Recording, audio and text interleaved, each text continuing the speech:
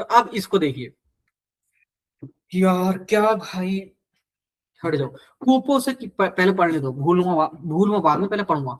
कूपों से की जाने वाली सिंचाई ने कृषि को प्लावनीय मैदानों और नदी किनारों की पट्टियों से दूर वर्तमान पंजाब और हरियाणा के मैदान में विस्तृत होने का अवसर दिया, जहां भूमिगत जल स्तर सतह के पर्याप्त समीप था। कूपों से पानी निकालने के लिए भारवाही पशु शक्ति का प्रयोग किया गया। दोनों स्टेटमेंट से ऋग्वेद में पानी निकालने के लिए अश्म, चक्र और अहवाफ के उपयोग के साक्षी है ऋग्वेद में। तो ये समर्थन कर रहा है या नहीं कर रहा है, क्या पहले तो ये भी देखना होगा कि ऋग्वेद में इस चीज के हैं या नहीं है। ठीक है, अब ये यूपीएससी जाने, हमें नहीं पता, जनरल जनरल में तो लग रहा है कि सही होगा, बट यूपीएससी जाने। ऋग्वेद में पशु, परशु, कुलीश, कुल्हाड़ी और दात्र, सिरली जैसे उपकरणों के उपयोग को लेख है। तो ये तो समर्थन नहीं करे, क्योंकि वहां पर बात अलग चल रही है, यहाँ पर बात अलग चल रही है। ऋग्वेद से पहले भी भूमि को जोतने और गाड़ियों को खींचने के लिए बैल के उपयोग का इतिहास मिलता है। ये मिलता है, ठीक है। 12वीं पशु शक्ति का प्रयोग किया गया है। ऋग्वेद से पहले भूमि को जोतने, गाड़ियों को खींचने के लिए बैलों के का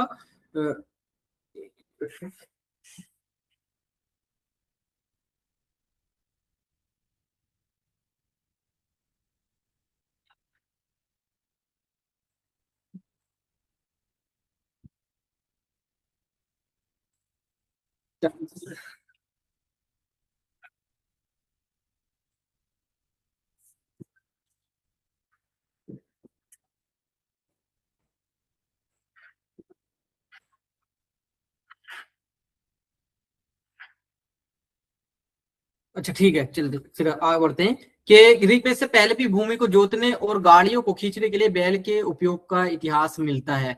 अब देखो, कूपों से पानी निकालने के लिए भारवाही पशु शक्ति का प्रयोग किया गया और कूपों से की जाने वाली ऋग्वेद काल के बारे में। ये तो सारे जो स्टेटमेंट है ऋग्वेद के काल के बारे में है। क्या ये स्टेटमेंट दोनों इस चीज को जो है सपोर्ट कर रहे हैं, नहीं कर रहे? बट यहाँ पर स्टेटमेंट में भी देखेंगे, पहला अगर हम सही मान लें तो तीसरा तो खत्म कर ही देना है।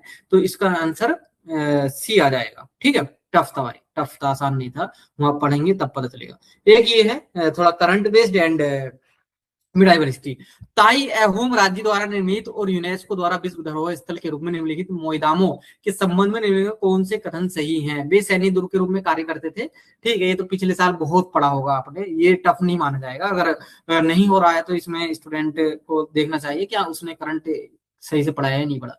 वे राजवंशियों और अभिजातों के मनोरंजन केंद्र थे। वे राजवंशियों, रोयल और अभिजातों के समाधि स्थल, ये तो बोरियल ग्राउंड ही माने जाते हैं, इसलिए ही यूनेस्को में वो गए भी है। दूसरा, वे राजवंशियों और अभिजातों के युद्धाभ्यास केंद्र थे।